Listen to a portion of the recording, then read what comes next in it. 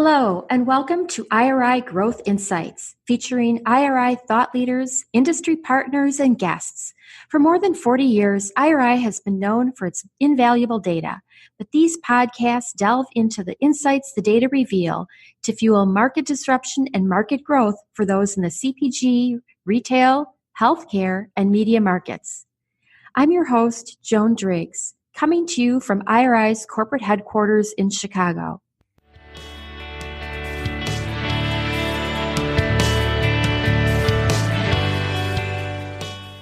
Hi, everyone, and welcome to a very special episode of the CPG Guys podcast. I'm your co-host, Peter V.S. Bond.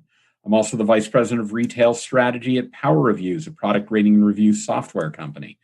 It's a special episode because not only will we be heard on the CPG Guys podcast, it will also be available on IRI's Growth Insight podcast. We're extremely pleased to join the audience that IRI has cultivated. We'll have more on this in a few minutes. As always, I'm joined by my co-host. He's an e-commerce veteran of notable CPGs like PepsiCo, J&J, and Revlon. He's also an accomplished entrepreneur. I'm sure he has something to say about that. So please join me in welcoming my friend, my co-host, Shri. Shri, how you doing today? Doing awesome, Peter, and welcome to you as well. Michael, a warm welcome to you, and you are an extra special guest because what you may not know is I am an IRI alumni as well. And in fact, Peter and I met at IRI close to, is it safe to say, about 20 plus years ago at this stage? I think it's safe to say that. Safe, and we've been friends ever since then. So any work we do with IRI is extra special. I'm talking the days of Jim Follett, etc., like way back in the past, Jan Fulgoni, things of that nature, when the company was private, then became public and back and forth. So I'm hoping to have a great conversation when I'm not doing this. I've also helped launch ZenFuel, a 100% natural supplements brand to help aid your sleep, energy, better movement, stress and anxiety relief, and male wellness. Do check it out at www.zenfuel.com or search ZenFuel on Amazon. That's ZenFuel, ZenFuel, where your happiness is our ambition. Thank you, Shri. Before we get to our guest, I want to remind our audience that you can find all of our content, our podcast on 15 plus platforms, YouTube channel that includes playlists of our profit series, our retail series, and our women leadership series, so much more. Just go to cpgguys.com. And for our native audience, please make sure to subscribe to the IRI Growth Insight podcast. They have some terrific C-level guests, including my old boss from dunnhumby, Stuart Aiken, who's now Kroger's chief merchant, and Mark Klaus, CEO of Campbell Soup Company. 13 years ago, I worked on site for IRI at Campbell Soup in Camden, New Jersey. So it's a big IRI love fest today, and there's a reason for that. The reason we have today's episode playing on both the CPG Guys and the IRI Growth Insight podcast is because our guest is from IRI. Shri and I met each other over 20 years ago when we both worked for IRI. And if you listen to our podcast, you know that Shri's favorite topic is retail media. Our guest is the Executive Vice President of Technology and Retail Media Platforms for IRI. In a recent episode, we spoke with Stephen Carroll from Sam's Club. Sam's Club has partnered with IRI to offer brands retail media targeting that leverages the rich longitudinal transaction data coming from Sam's Club member purchases. We'll ask our guest to help us understand more about this and all the retail media offerings supported by IRI. Please join Shri and me in welcoming Michael Ellgass to the podcast. Mike, how are you today? Hey, I'm good, Peter, for mentioning the IRI alum that we've got here because, it's going to be a great conversation, right? You got three intellectually curious people that probably like to argue with one another. So it's going to be a great conversation. I'm looking forward to it. That's terrific, Mike. I don't know the meaning of the word argue, so it won't be me. I'm the shy one on this podcast. You see that he's arguing already, Peter. That's what I like to see. He's just vocal. I know this is really about him champing at the bit to get to talk about his favorite topic and pick your brain. So let's just get right into it, shall we? I'm going to start with the first question for you, Mike. Yeah, can you tell us a little bit more about what your role is at IRI and what are the objectives of the technology and retail media platforms team? Yeah, absolutely. So I would tell you I work on kind of the architecture of the tech solutions that we put in for retail marketing teams. We have a platform we call Liquid Data, And the way we use it with marketing is to help retailers better understand their customers. And we do that by applying, whatever 40 years or so, Sri, of IRI shopper analytics on top of a multi-year history of customer transactions. And then what's cool about the platform is you can go straight from that analysis to a target group, activate it from the platform, and then capture the exposure. And then you can measure, because you're the retailer and you can see all those omnichannel sales, what was the difference between people that were exposed to a campaign versus people that weren't. So the platform connects to kind of any addressable media that a retailer might have, whether that's relationship marketing or on-site, off-sites. We try to make it seamless across those customer touch points.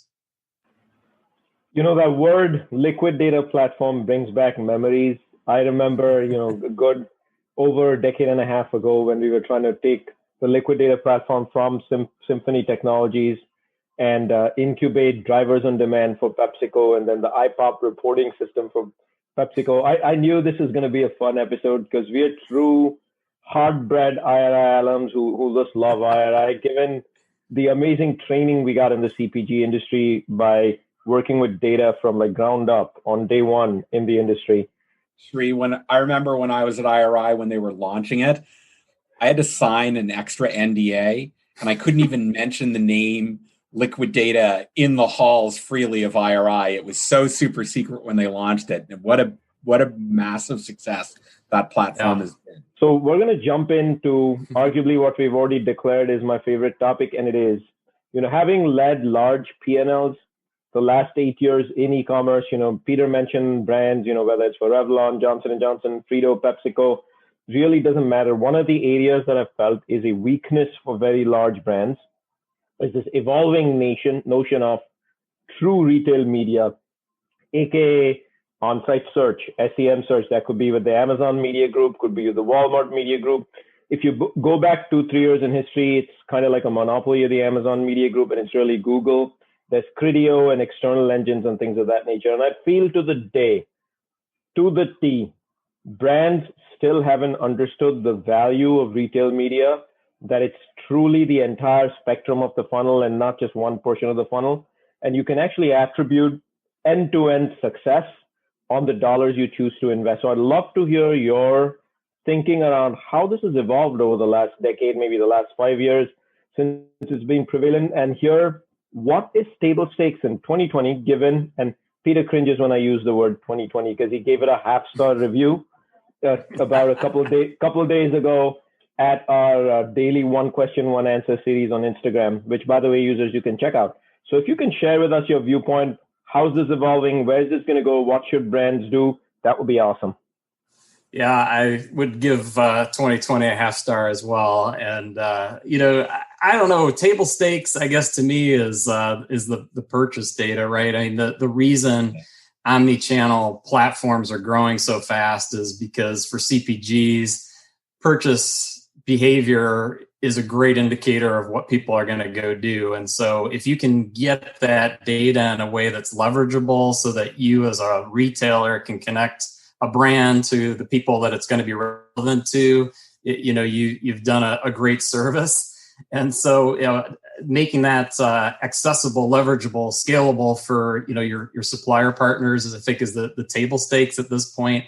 The next piece to me is it's got to be driven by closed loop, as you said. Incremental sales should be the true north. If you're a retailer, you can make that connection point. We don't have to rely on leading indicators anymore. We can actually have true performance-based marketing and see did people that saw your ad buy more or not. So table stakes is get it in real time so that you can optimize in campaign. And Steve from Sam's might have talked a little bit about the fact that they're on that journey right now of creating the flexibility within their media buying so that we can take that real-time buy signal and use it to change the mix of where we're delivering messages, what creating, what's the right of touch to get somebody to take action without wearing them out. And I'll tell you the future to me, and if Andrew Appel, our CEO, was here, he'd be elbowing me right now saying, lifetime value is where we want to. And as a retailer, you can do that because you can see purchasing, indefinitely into the future. So you can take that same exposure that you think about as a campaign and say, did people continue to buy? Did I change people's hearts and minds here, or did I just get a bump while I was advertising? And that should allow us over time to get much better at serving customers in a way that we're building loyalty and building baskets, hopefully with the right brands in them if you're the advertiser. Lifetime value, Andrew Appel, congratulations on being a true Salesforce.com alum where they focus heavily on lifetime value. One of the offshoots that came to mind while you were speaking, Michael, is I did want to ask, go forward, the media landscape is obviously metamorphosized completely. And if you look at it now, how does one, not in their marketing mix model, how does one skip retail media? To me, it's like you don't have a choice go forward. Any thoughts on that? Yeah, I think mix is still such a discussion. We've been doing work to try to unify campaign level management or measurement, rather, whether it's a lift model or whether it's a multi-touch attribution model back to mix. And I think the challenge with mix is it's great for allocation. It's probably not as granular, right, as what you need to see what's happening. And within retail, I think there's a lot of vehicles. Again, going back to that Sam's example, you can buy lockouts or you can buy, lapsed audiences, right? You can either get very focused or you can run a site. And so I think there's such a range, Sri, of how you use retail media that I think for some people, it's that they may not have figured out the best way to use it, and therefore they're not maybe getting the results that they want yet. Do you think that could be part of it? Sorry, Peter, but Peter knew the oxygen in this conversation was going to be sucked up by Sri. So why I asked you that question very particularly about the mix model is, I've stood in boardrooms and it's literally been, I kid you not, Michael, fist fights over who's going to pay for retail media. Is it above the line, aka trade rate, which is really the way it's classified and defined is really meant for consumer value activities.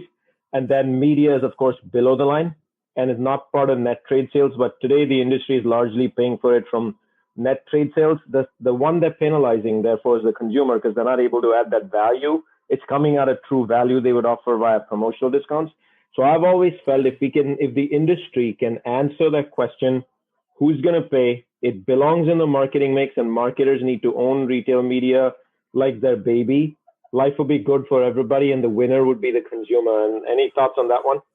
I totally agree. And that I think a lot of the issue is structural within CPG. You tend to have different groups, and I think there's still a pretty strong sales hand on that shopper marketing decision. And rightly so. There's obviously a value equation that includes space within the retailer. And, if you're on feature, not only are you getting a benefit, but you're blocking a competitor. So, it's a little complex, but your point of this is performance marketing. And if you're not using it that way, you're kind of missing, I think, an opportunity. And it should be a layered cake in my mind with your national game plan at the top and the retailers that have good programs stacked up underneath it. And if you do that well, then, you should be starting to think about that same audience, whether you're touching them with a brand message or touching them with, maybe something that's either co-branded or just closer to activation. When you get those things going in the right direction, I think everybody agrees that that's a winning formula. But organizationally, I think we struggle with who's got the budget and what's the planning window. And wait a minute, we do want to make sure we leverage this into these other conversations we're having with the retailer. So I think the good news is we're starting to at least get, third-party endorsements like what IRI is able to do with a lift study to say, I'm going to use the same methodology here at the retailer that I do with our national. And therefore, if I'm the advertiser, I can look at results that have at least the same methodology behind them and start thinking about it as, a fair apples to apples, or at least maybe two varieties of apples or something, but, getting closer to something comparable. We're really about education here. So to be fair, you were forewarned. I know. Let's break this down a little bit. Specifically, how is IRI helping brands target high-value audiences through retail media platforms? What are kind of like the building blocks of that? Yeah, I think it's got to start with shopper analytics, right? And so in some of our platforms, we have connected those two things. So what you might have seen as a Insights Gateway in the past is now connected to the activation piece. And so, going back to the early days of liquid data, what's cool about the system is the different data sets are all in one platform. And so you can come out of a report, maybe you're looking at, the new customers you've had since COVID with the buyer. I can actually right click on that report and turn that column into an audience. And then that audience can move over to the retail marketing team to put a campaign together behind it. And so that's how we're really trying to make, insights actionable. And that's been hugely helpful, I would tell you. And then, again, because we're able to close the loop, what we're trying to do is get people to think about the next action coming out of, the first one, if you will, so that we're building and getting smarter each time that we execute something. And that of starting maybe with a better, creative brief, if you will, because we've got a good business case identified, but then being able to link it seamlessly to the activation we're going to take. That's where I think we're uniquely able to add value with this platform. It's pretty cool. So this one's an easy one, Michael, but one that I think is very needed in the industry. And that is, the journey to insights, analytics, and performance management in the offline world largely started and ended with one of two vendors in the industry, and you're representing one of them, which is IRI. And I've always believed very strongly, especially my 8 years in e-com, that if retailers and consumers are going to get a fair shot from brands at truly getting what they deserve, which is value, the right assortment, search, things of that nature, if folks like y'all or your competitor doesn't step up and own the end-to-end of data analysis and report out from a performance management perspective, which leads to insights and analytics, the spectrum of e-commerce, aka digital selling, including digital browsing, then the industry is forever a little plagued by this aura of it's incomplete. So I'd love to know if you can share with the audience, what's IRI's outlook towards using technology or other platforms to kind of get into this space and then enable, as a result, retail media for brands? Yeah, I would tell you, going back to Andrew and the team that leads IRI, the goal has been to get to one collaboration platform that connects a retailer, an advertiser, and media, right? And so, a lot of what we talked about before on the layered cake, the media opportunity isn't getting to be as layered a cake as it could be. But if you look at our clients that are on liquid data as an advertiser, they're utilizing some of the same reports, technology, data science that we put in place at a retailer. And today that connection is largely people logging into two different systems and then having a conversation. But we're starting to get challenged by our larger CPG clients to connect these things so that you could go seamlessly from their version of the platform to a retailer's version. And we think that's very doable from a technology standpoint. It's another one that takes some behavioral change and organizational change. But if we can get that foundation in place, when you think about then the publishing world, and particularly some of the more innovative DSPs, think about like the Trade Desk and DV360, vision where that whole ecosystem could be attached and that people's, privacy and IP could be protected because we've got a system that can protect at a cell level what is being exchanged. So I think, I don't know if I'm talking, too far out into the future with that one, Sri, but I really believe that that's where it goes over time, because if you're going to serve customers well, you got to be relevant. If you're going to be taking money from advertisers, you got to deliver results. And that starts to come together when it all lives in a platform that communicates. That's great, Mike. My question relates to where the industry is and its capabilities around retail media. Is today's retail media still primarily from a personalization standpoint driven or communication standpoint driven by email? Is it personalization results from search and keyword terms? And are we getting to the point where once a shopper opens up their app or visits a site, the personalization begins before they've even done anything other than just open up that capability, because the retailer knows who that consumer is and is already ready with what the experience is going to be like? Yeah, I think it's all those things. I'd tell you, email continues to be the foundation, I think, for most of our retailers. And, it's interesting. Email's not maybe the sexiest thing, but it's had a bit of a renaissance during COVID and people paying a little bit more attention. It works. eMarketer would tell you that the open rates are up and such. But so I think that foundation where, to me, relationship marketing, there's an expectation that you know who I am and that you're being relevant. Hopefully there's some sort of personalization going on, at least at a segmentation level, if not a one-to-one. Search to me is a really interesting opportunity, because if you look at, Amazon in particular with their multi-billion-dollar media business, a big chunk of that is paid search, right? And the consumer seems to be pretty open to that experience of getting paid results back from searches. I've done searches for certain items on Amazon where the entire screen was, paid advertising essentially that came back at me. And, if it's relevant, thank you, I guess, because, I'm just trying to find the right thing. So I think for some of our grocery retailers, they don't have the site traffic that, general merchandise omnichannel retailer does. And so they may not have that search or even a keyword mentality yet. But I think that is going to be a product that will provide a lot of growth, particularly for grocery retailers as pickup grows.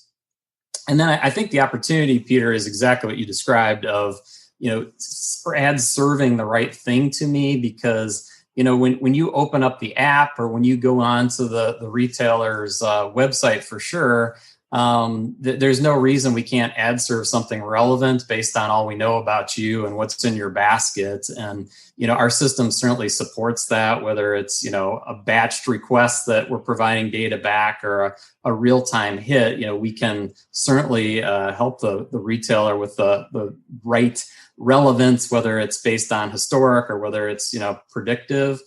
And I think that's, kind of the next level for some of my clients, where they have ads in their app, but it's not, ad serve. So it's not necessarily one-to-one personalization.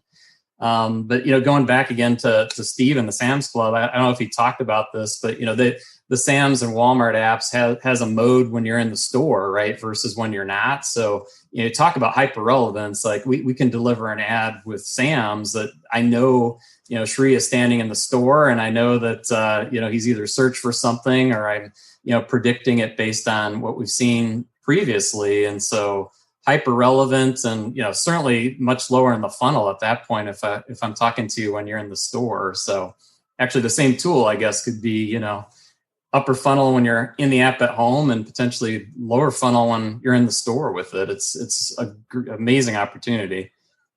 Speaking of that very opportunity that you mentioned, this world of retail media and digital, while the KPIs for success in retail media are actually derived from offline, it gets so complicated and confusing. Words such as CPM, impressions, conversion, CTR, CCVR.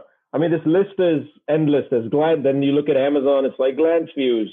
And then you look at someone else, the platform is radically different because the ROAS on one retailer, which is super regional versus a national retailer like Walmart, is never going to be the same because the eyeballs don't exist. And then that forces the dollars to go below the line versus above the line and vice versa.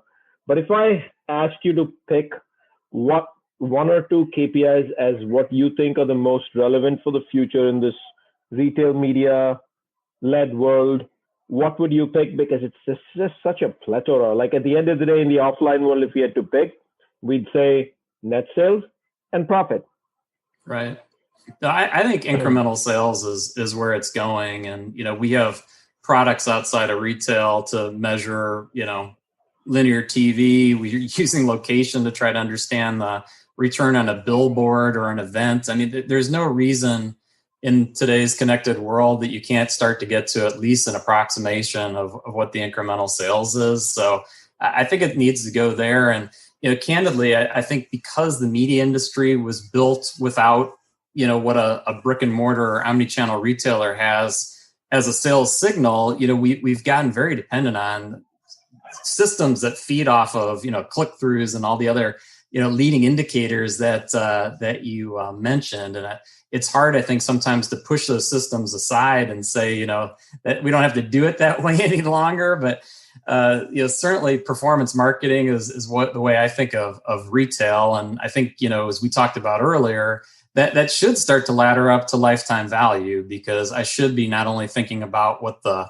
incremental sales were from the campaign, but I should be looking at whether, buying stayed at a higher level post-campaign, whether new buyers continued to buy. Now you start to change the equation dramatically, because you're opening the window right to a much longer period of time to say, is my ad having an impact or not? And that's ultimately what you're trying to do with brand advertising, right? You're trying to lay the groundwork for ongoing and continuous buying. And so, even if it's upper funnel, I would argue upper funnel is just, future projection of what you're going to buy is what you're trying to measure. It's got to go back to incremental sales. So, Michael, if I came back to that very statement and we said performance marketing, right? When you started answering this question, obviously the name of the game is to optimize your performance marketing and drive the number by improving your ROAS, etc. I would love your viewpoint on what about growth marketing, which I primarily see as SEO-based content, which is the world Peter is in. What we're seeing in like grocery in particular, when somebody searches for something and makes a decision and it gets on a shopping list, it's going to be there by default, right? Until you create enough friction to make me want to change. And so as you think about like the extreme of I'm talking to Alexa or Google Home and it is ordering, paper towels because I said paper towels and it's already, hard coded what that paper towel is. I think search and what people do, with their own properties to try to help you manage your shopping list is going to be, just critical to win for the CPG, because again, it's going to be hard to change. I have a certain level of engagement with certain products and it's lower with others. And so once I've made a choice, like getting me to rethink whether I'm using the right, fill in the blank, low engagement item, it's going to be really difficult. What I was really trying to get, Michael, is, the world of performance marketing, the numbers are absolute numbers and they can be optimized. Mm-hmm. But to win in this space in retail media, that alone requires the support of growth marketing, which is making sure that every campaign you run has the best ad from an SEO standpoint. Traditionally brands write their copy based on the story they want to tell. That doesn't make it SEO, because the story that must be told has to wear the lens of the consumer, which is like radically different from how most brand leaders are trained and CMOs are trained. So I just wonder, even if you're putting money and investing into these amazing performance marketing campaigns, but you're not focused on the growth marketing aspect, will it really yield the optimization that you're looking for? Yeah, no, I think that's a fair point. I mean, there's a part of me that's kind of old school and will tell you, a relevant ad without a perfect story can still be pretty impactful if it's delivered in the right place at the right time, the right person. But that having been said, I think one of the, challenges I saw in my old life and in this one is, the creative needs of these channels has not kept up with the technology, right? Having the right versioning, having the right choices, I guess, so that I can match what I know about the person and, the need state to copy that or creative that delivers against that and is engaging. I mean, that to me is next level stuff that I think is under-resourced today. you see a couple industries that do it really well. I think of like auto, for instance, where they can version video for different markets where you've got different, incentives, and you've got different creative because the car is on the beach in Florida and the mountains in Denver or whatever. It's like there are models of how to do this, I think, and get your story across the different channels. And I think that's a huge opportunity to improve performance, no question. Well, I agree with you, Mike. And I think about the vast data resources that IRI has at its disposal. Obviously, the longitudinal loyalty data with point of sale included. And then I think about ecosystem data like health and wellness lifestyle attributes that allow you to create customer segments of people who are living a gluten-free lifestyle or a non-GMO lifestyle. And all of a sudden now you can build personalization strategies for a consumer the minute they hit the app or the site. So tremendously powerful tools. And I would also add, I agree with you on the incrementality of being the core measure for KPI in addition to lifetime value. When I was leading brand and category personalization for a big national retailer, I didn't execute any type of personalized email, direct mail, register coupon, or mobile app campaign if I couldn't measure the net product lift and the net margin impact. That to me is table stakes. If you're putting stuff out and not measuring it, you shouldn't be doing it. So what I want to get to is something that Shri mentioned earlier, which is about where IRI is in terms of supporting the industry. Particularly, I'd love to hear from you why you think retailers are partnering with IRI to enable all of these capabilities. What are kind of like some of the under the hood or behind the scenes technologies that you and your team are bringing to the equation here? Yeah, I think it's really driven by the need to collaborate. If you think about a lot of the MarTech stack, it was built for marketers, and in some cases, it was built for groups within marketing. Right, the email team would prefer not to be bothered by the social or digital team, and I don't have that luxury in retail for the most part. It's the collaboration with merchants and key suppliers that is driving the agenda. And then that needs to dovetail with what the marketing team knows is right for customers, in a broader focus of the retail brand. And the ability of liquid data to put everybody in one platform and allow that collaboration to happen in a secure, privacy safe way is just something that other companies haven't, even designed against, because that wasn't the brief. If I'm just a CRM system by itself. So I think that's really one of the keys, is that ability to let the organization into the marketing process and allowing that collaboration to take place. And then, as we talked about, because we're having the same learnings at the same time, because it's based on incremental sales and not maybe a brand score or something that feels, fluffy to the rest of the organization. You've got people saying, yeah, we're building loyalty, we're building share of wallet. We can see the results in the system. These marketing metrics are matching what I'm seeing in my merchant dashboards. That's really the secret sauce, I would say, behind the liquid data platform.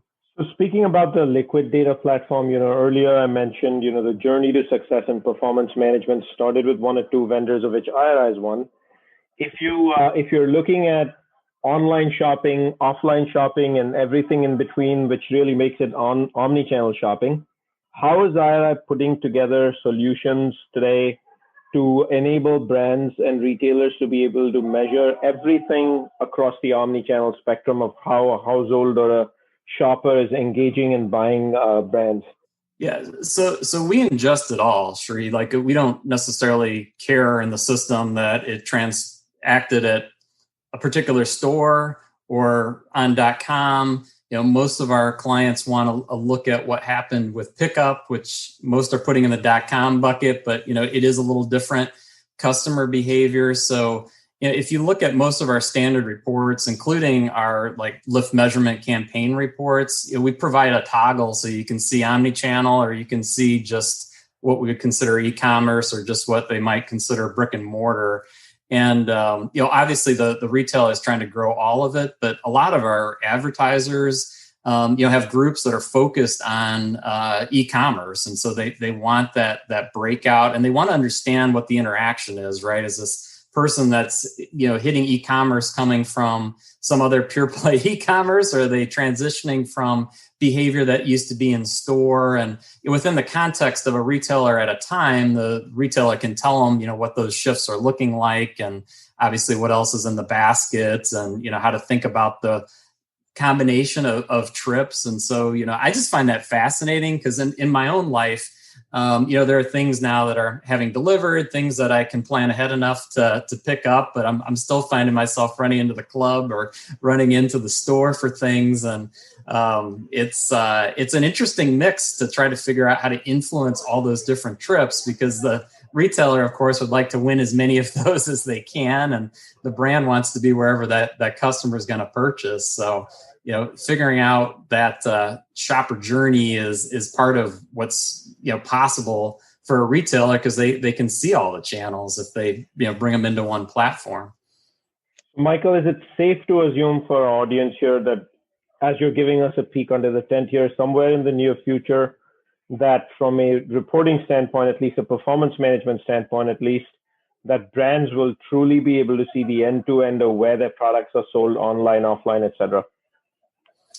Yeah, absolutely. I mean, there's challenges obviously in stitching it all together, because we have some folks that are not sharing data into that ecosystem. But if you think about store level, or what we call POS sales at IRI, everyone's kind of gotten comfortable with a set of rules where everybody provides their data, and different people get different views based on where they sit in that ecosystem. But people have gotten comfortable with that. I think increasingly, shopper data is getting to that point where people are more comfortable sharing, into a multi-pool, knowing that identities are protected, but that it helps us serve people better by being able to go from what would have been all in the past to, actual, loyalty behavior.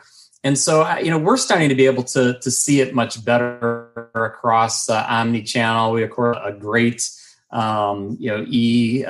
POS and e-panel product that provide kind of that rest of market view for, wherever you sit in the ecosystem, it's rest of market if you're not in those channels. So it's a key piece still of what we do for retailers, to help them see, where they fit into that ecosystem. And, the e-commerce piece of it has never been more important in some categories in particular, right? That's great, Mike. Yeah. The amount and magnitude of the data and how you can use it to do targeting is quite remarkable. I think about some work I did even 7 or 8 years ago, where we would leverage the actual location of the register in the store or outside of the store to be able to identify what type of a trip mission it was, and then merge that in with the customer data. So did they buy a product at the pharmacy counter? Did they buy it at the fuel station in the parking lot? All of a sudden, that with the transaction data and the product data becomes just so powerful. But we've been talking a lot about the retailer's own site, their own app, their own ability to communicate. Let's talk a little bit about leveraging this data offsite. So what offsite retail media and social media capabilities does IRI support through the use of this data to help brands target shoppers, not just when they're on the retailer's platform?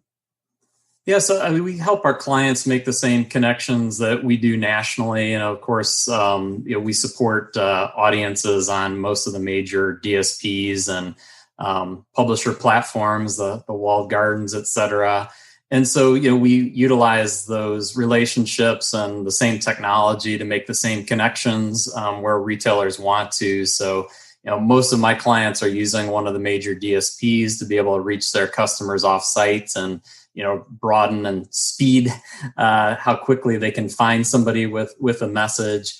we're starting to do more and more with the walled gardens, and them, I would say, becoming a little bit more comfortable that the retailer has a customer relationship that's important and one that we have to work collectively against. So, we're trying to make those seamless for the retailer ecosystem and have that kind of group of offsite be a part of their portfolio. But Verizon Media had a little summit this week, and they used the term community garden. And I don't know if they coined that. I've heard it a couple times, but I'm going to give them credit this week. And I love that term because I think a retailer can be a community garden in that they obviously have their owned and operated, which is pretty exciting stuff. If you want to be next to that buy button, but then they also have their unique, things like their app. And I think because of what they know in real time about a customer, they can add real value to the messaging off-site, and that, for the partners off-site that are willing to close the loop, that's really what I'm personally looking for, because the way I've tried to architect these systems is to have exposure files come back daily so that we can look at it against sales daily, and that's what allows us to do optimization. So if I have a partner that's not comfortable with that speed of data transfer, doesn't mean they shouldn't be a valid, part of the ecosystem, but it does limit a little bit what the retailer can do with our technology. And so we really want the real-time data exchange for, relevance and better results. This is a topic, obviously, we can go on for hours, including debunking historical myths on how retail media can and can't be effective. But 40 minutes has flown by. And here's our last question for this episode, and it's effectiveness. How and what is IRI's work headed towards to help brands actually unify their marketing effectiveness in this space? Yeah, it's funny because we could definitely fill a podcast with that one. We talked a little bit about the organizational challenges of connecting things for really understanding marketing effectiveness across the pieces. But I think it starts, if I could be self-serving for a second, with retailers having a third party doing measurement for them. It's not that we don't trust you, retailers, if I'm an advertiser, but we'd like a methodology that's been put together by data scientists and is calibrated across open web and other platforms, which is something you can't do if you're sitting within your own organization. And so I think unified measurement starts with having a methodology that's transparent and defendable across where you run media. And if you get there, then you can start to have the apples to apples comparison. And, I think we're working on other products besides Campaign Lift. We're working on multi-touch attribution.